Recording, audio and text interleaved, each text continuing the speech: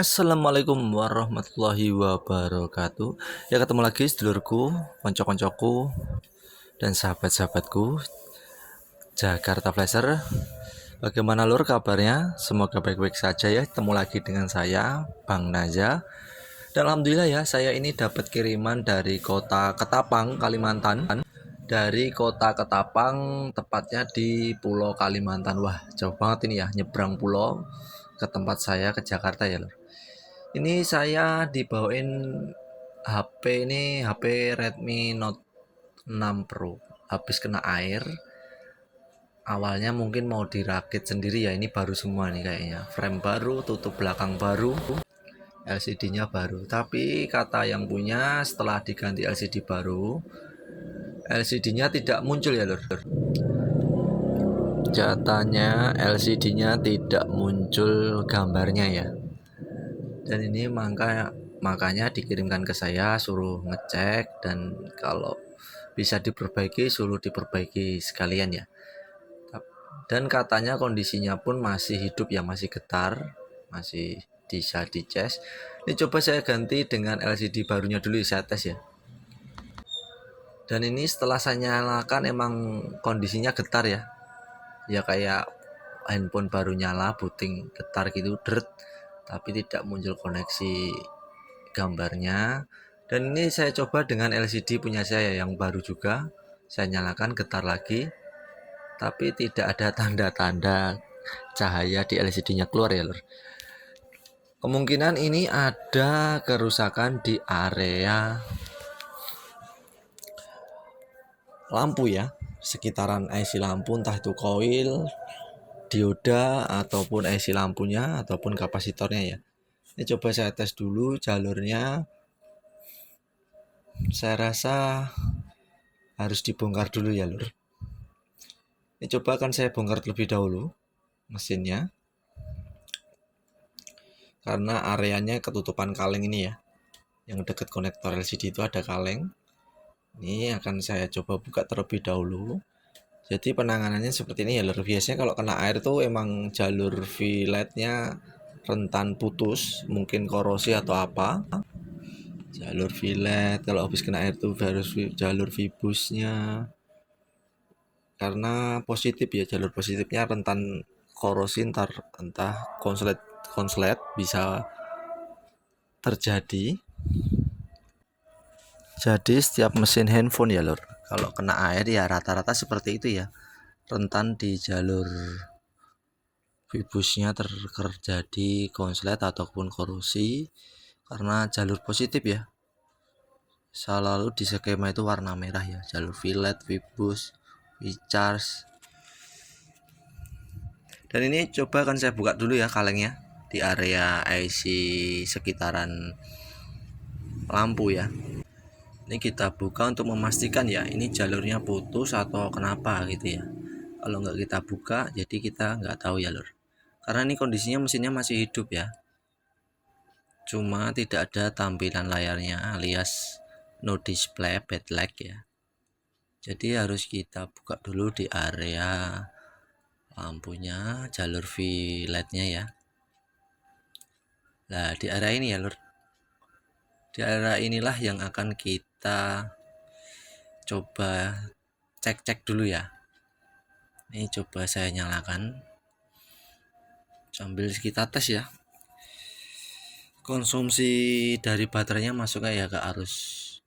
Ini ada diagram skema walaupun sederhana, ini yang di atas gambar ini IC-nya, terus di bawahnya dari IC masuk ke L ya, L yang gede ini, terus dari L masuk ke dioda, dari dioda masuk lagi ke L yang kecil.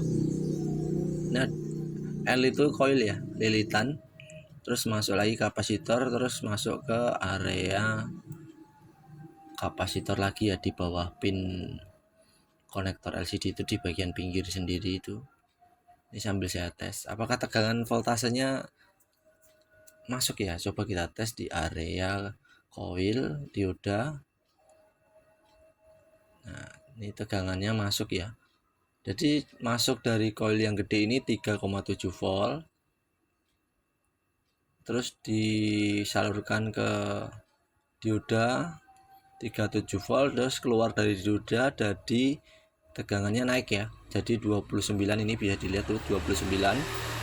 Pokoknya tegangan lampu itu bisa nyala harus di atas 20 ya, 20 volt baru bisa nyala lampunya. Dan ini sudah memenuhi syarat ya lur. Jadi tegangannya sampai kapasitor keluar itu sudah 29 volt. Tadi saya cek tes. Kemungkinan ini ada jalur putus ya. Putusnya di bagian, nah ini yang saya, di bagian pinggir konektor LCD ini ya lur. Karena ini kalau saya jumper ke sini malah rentan rusak konektornya. Jadi akan coba saya langsungkan dari LCD saja ya lur.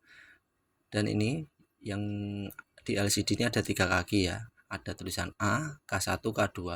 Jadi yang jalur filletnya yang A ya, nah, K1, K2 nya jangan sampai salahnya sambung, jangan sampai salah di jumper. Nah ini ya, ini ada tulisan A, K1, K2 ya, yang saya sambung yang sebelah yang tulisan A ya, menuju ke kapasitor yantar ya. Ini saya pakai LCD originalnya karena ini siapa tahu LCD originalnya masih bagus, jadi kita pakai LCD originalnya nanti. Tapi kalau LCD originalnya kenapa-napa ya terpaksa harus pakai yang LCD yang baru ya, karena yang punyanya terserah yang bagus yang mana. Kalau yang original masih bisa diselamatkan pakai ori, kalau nggak bisa pakai yang baru katanya seperti itu ya. Saya coba dulu yang original ya lor, buat ngetes kalian ini apakah lampunya bisa didistribusikan ke LCD tegangan lampunya setelah saya jumper dari kaki. Dan alhamdulillah ya, bener-bener langsung down ya, langsung keluar logo Redmi-nya menyala ya. Berarti emang LCD-nya yang kena air ini pun tidak rusak. Tapi coba kita lihat kondisinya. Biasanya kalau kena air takutnya terjadi flek ya di dalam LCD-nya. Dan berhasil ya lur, indikasi saya berhasil. Emang ini ada jalur yang putus di bagian konektor sebelah pinggir ya, yang jalur filletnya. Jadi ini saya jumper langsung dari jalur kapasitornya ke menuju titik lampunya yang di bagian LCD-nya ya. Dan ternyata emang LCD-nya ada bercak air ya lur. Wah sayang ya, padahal ini ori. Sebenarnya bagus tapi ya tidak kenapa-napa. Sebenarnya ini ori bisa diselamatkan kalau saya punya copotan bekasan, tapi saya lagi nggak ada ya, terpaksa ini nanti saya pasangkan yang baru aja ini ya, yang baru yang dibawain dari Kalimantan. Kayaknya udah beli di online ini. Jadi langsung saja ya lur, kita sambungkan lagi yang kayak tadi. Kita klik dulu biar muncul ya. Jangan salah jumper ya, ini yang ditulisannya yang A ya, kan ada A, K1, K2. Ini dari jalur fillet lampu langsung ya, tidak melalui fleksibel LCD. Langsung saya jumper menuju kapasitor.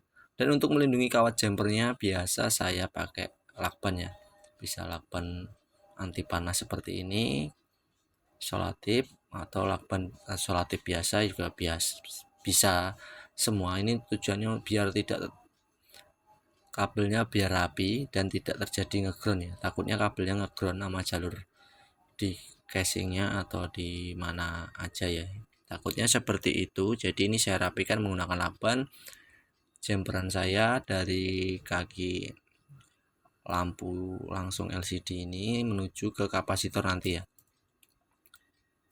Dan ini langsung saja saya buka. Ini sebenarnya LCD-nya belum saya tes ya lor. Tahu di LCD-nya bisa disentuh apa enggak, tapi ya masa ya nggak bisa ya. LCD-nya ini kayaknya bagus barunya. Tapi ya alangkah baiknya sebenarnya dites dulu ya. Tapi ini langsung saja ya lor ya. Saya lupa tadi, udah terlanjur saya jumper. Sebenarnya tes tadi saya kayak pas ngetes LCD yang awal tadi, yang ori tadi, sebenarnya bisa kita tes seperti itu. Kita jumper dulu. Tapi ini udah terlanjur saya kasih lem, adalah langsung aja lur ya. Kita masukkan ya. Sebenarnya jangan ya lur, jangan ditiru ya, aturan dites dulu ya. Kalau kondisinya layar senturnya normal bagus baru di lem ya, tapi ini langsung saja ya karena sudah terlanjur saya kasih lem tadi di rangkanya takut kering. Dan ini langsung saya tempelkan fleksibelnya ke konektornya. Dan jangan lupa proses penjemperannya jangan sampai kabelnya kena bagian ground ya. Jadi kita usahakan kabelnya tuh kita rapikan ya lor, jangan sampai kena groundnya ya, karena ini fillet itu jalur positif ya. Kita jemperkan langsung ke area kapasitornya yang ada di skema tadi ya, yang voltasenya 29 volt, karena lampu LCD kalau di bawah 20 volt biasanya tegangannya nggak mau nyala ya lampunya, jadi harus memenuhi syarat. Karena ini syaratnya sudah memenuhi di atas 20 volt ya pasti nyala ya, seperti ini ya. Dan alhamdulillah nyala, jos. Selesai ya tugas saya, tinggal saya rapikan. Ini sudah saya lem LCD-nya, tinggal saya rapikan tutup belakangnya. Besok bisa saya kirim lagi ke Ketapang, Kalimantan ya, tinggal tunggu transferan terlebih dahulu. Wah, sukses ya, LCD-nya mulus bisa disentuh nih, tapi agak lemot ya lor. HP-nya agak lemot. HP-nya agak lemot ya, tidak masalah, yang penting normal. Nah ini kan lemot lor, tapi tidak masalah sih, yang penting normal, karena mungkin udah lama nggak terpakai jadi lemot mungkin ya. Tinggal saya rapikan ini ya lor, dan selesai, tinggal saya packing. Wabillahi taufiq wal hidayah. Wassalamualaikum warahmatullahi wabarakatuh.